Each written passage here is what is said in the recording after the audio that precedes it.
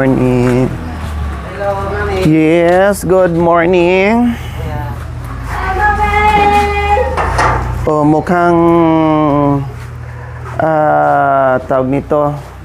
Kalalabas nyo lang? Hindi. Ha? Lalabas mo yung namasan ko kagabi. Namasada kagabi? Opo, ate. Ito gamit mo? Alas 8 sa tino ko naman. Anong tawag nito? Saan ka namasada? Wala kang klorom ka. Pwede mo paggabi ate. Wala namang pulis. Wala. Paggabi walang o magkano kinita mo kagabi?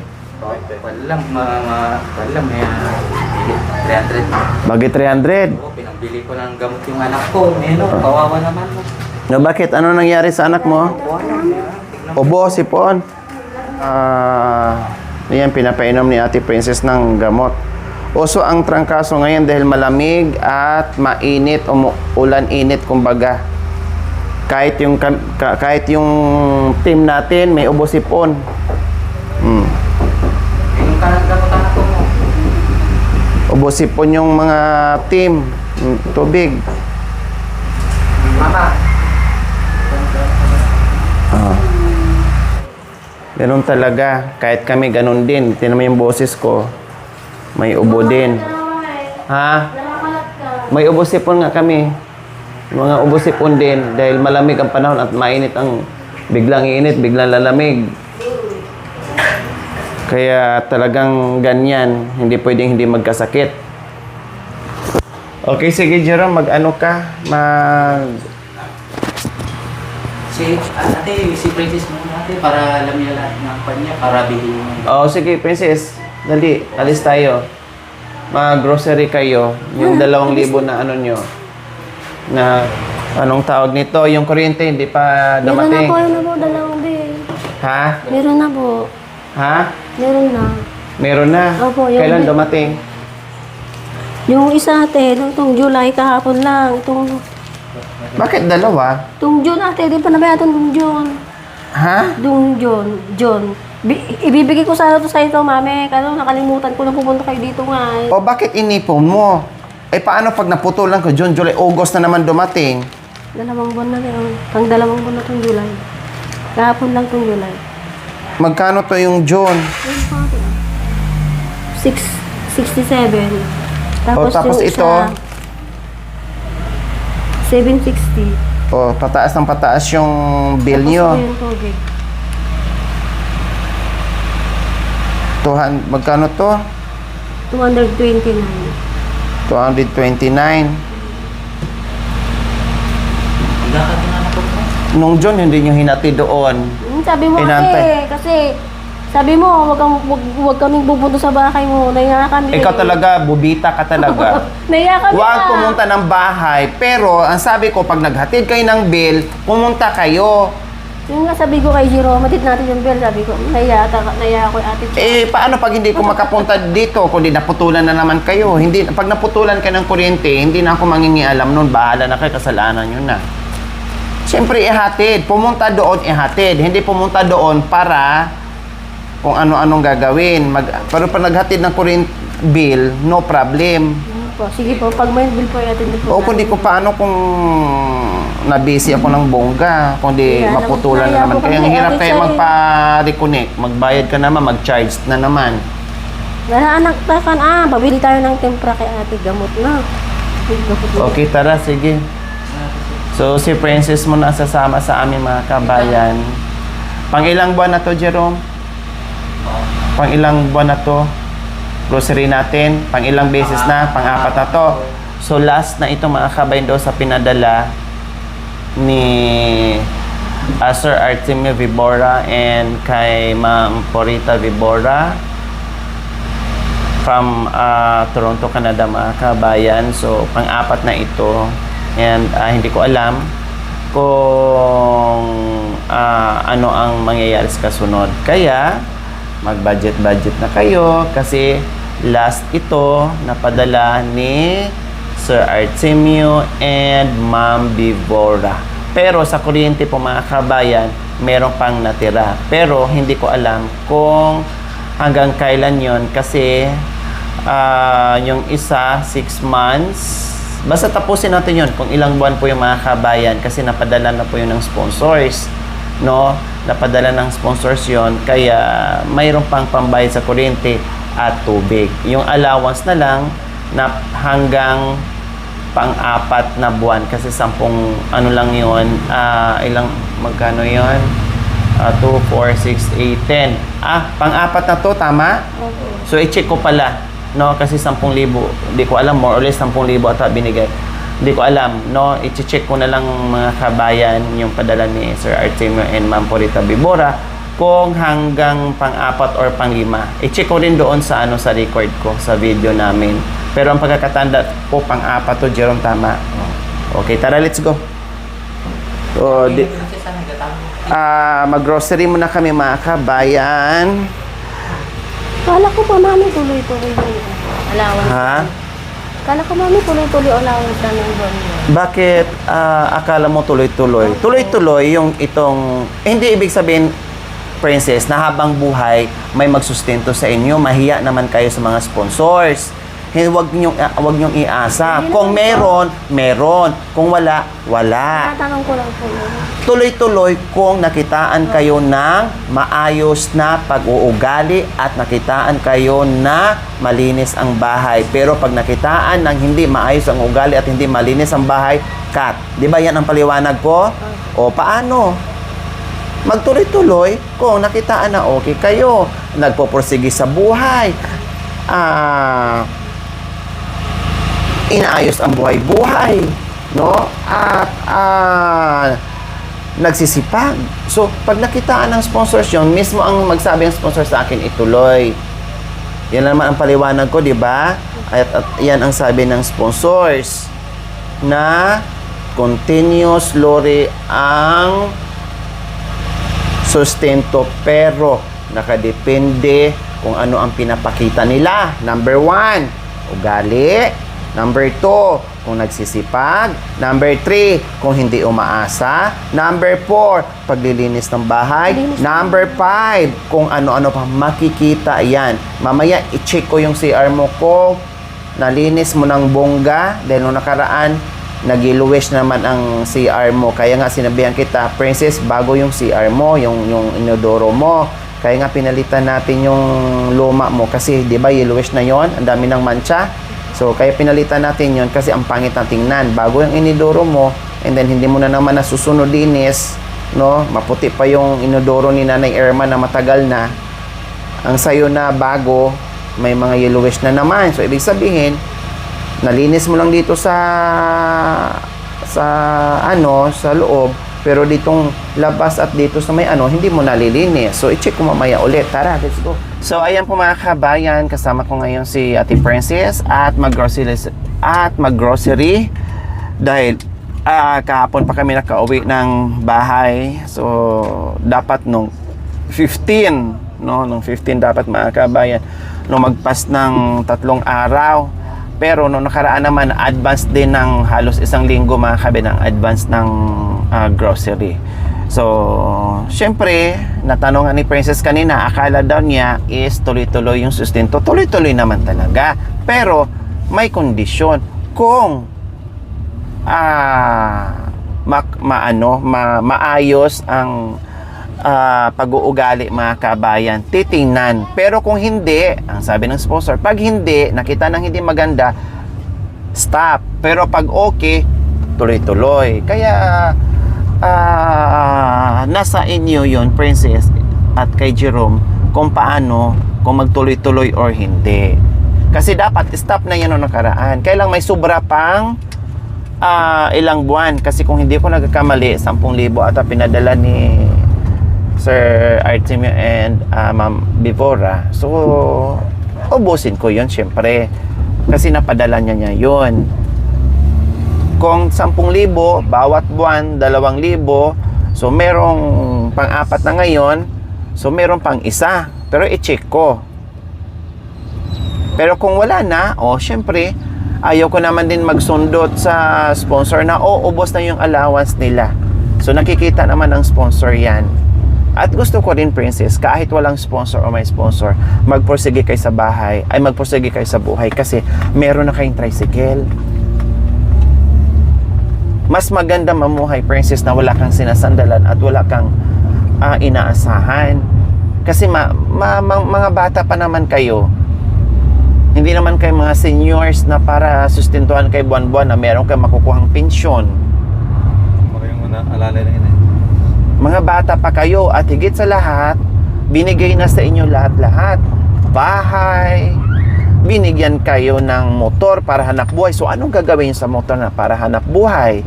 So, dapat pala, kukunin na lang yung motor kasi hanggang ngayon, kahit may motor kayo at may pedal kayo, umaasa pa rin kayo na mabigyan ng sustento buwan-buwan. So, hindi ganon. Hindi magandang pag-uugali.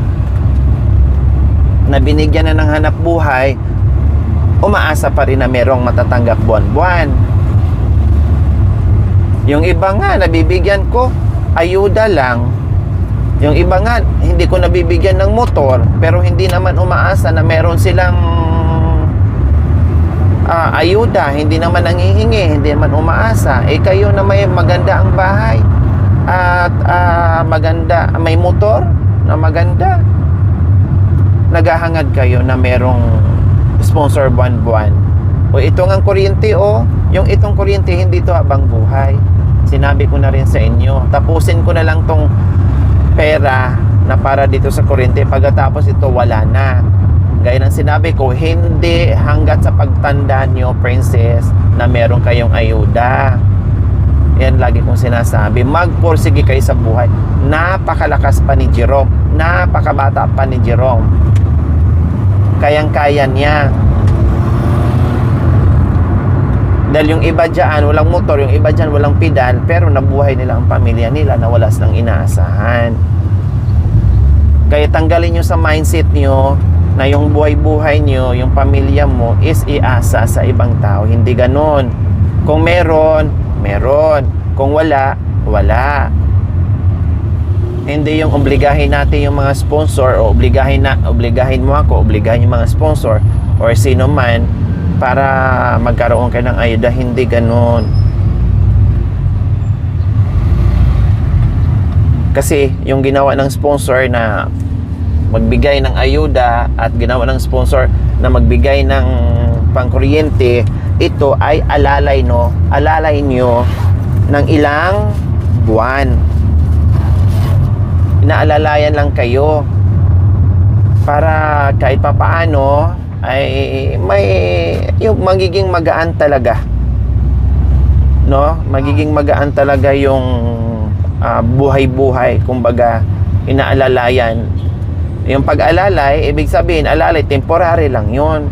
Hindi habang buhay, sa pagtandaan nyo na meron pa ring aalalay sa inyo. Kailangan nyong tumayo sa sarili nyong mga paa. Kailangan nyong gamitin ang mga kamay nyo para sa pamilya. Dahil hindi naman kayo lumpo, hindi naman kayo PWD, wala naman kayong kapansanan, no? Maayos, kumpleto naman kayo. Ang kailangan lang is magsipag. Yung mga PWD nga, naghanap buhay nga sila ng patas eh. Walang inaasahan. Kaya nga nila. Walang kinakapitan. Nakayanan nila. Kaya ganun din ang gagawin nyo. Walang mahirap basta taong matyaga at masipag. Pero magiging mahirap ang sitwasyon sa pamilya kapag tamad.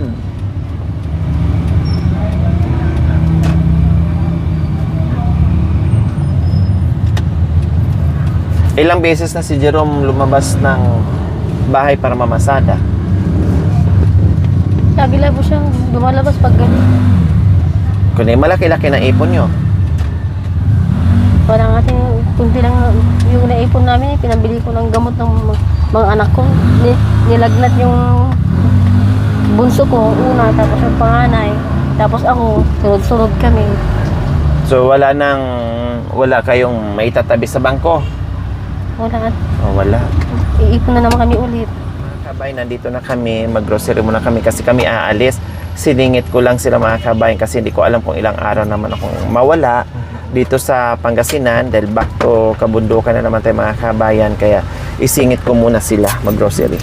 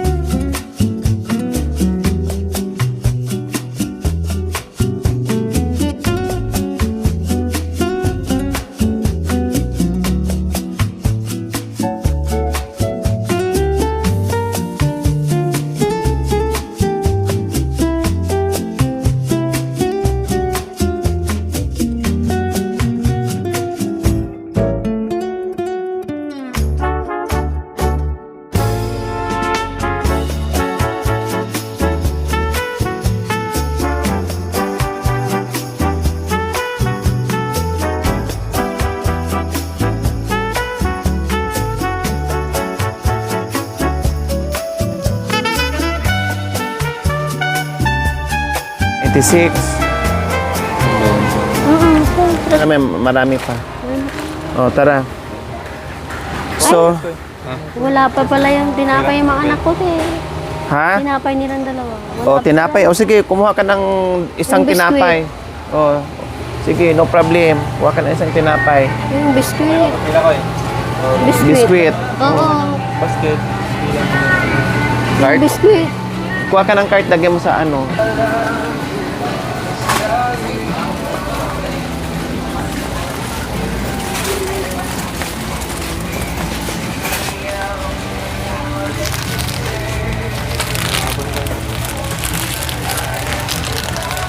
Hmm. 58.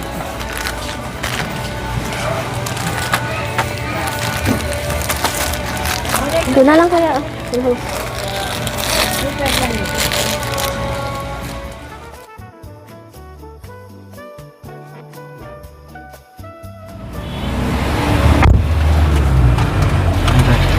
So, ayan. Pumili tayo ng timpra. Tama ba to, Princess? Tingnan mo. Opo. Oh.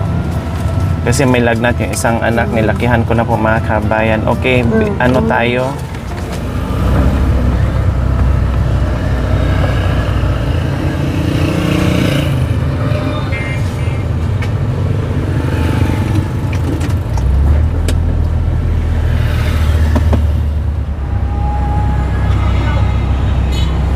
May instant ulam na undox. Yes, so bili tayo ng prutas para sa may sakit na anak ni Ate Princess mga kabayan. Anong bibili natin, Princess? Yung orange natin. Orange daw. Orange tapos. Kumakain ba sila ng apple? Opo.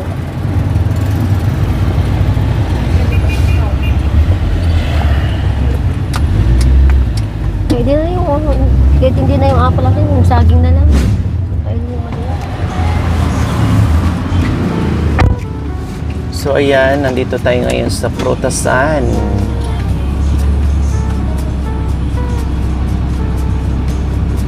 Ayan, masarap yung kiat. Ano ba yan? Ay, hindi. Hindi, akala ko kiat-kiat.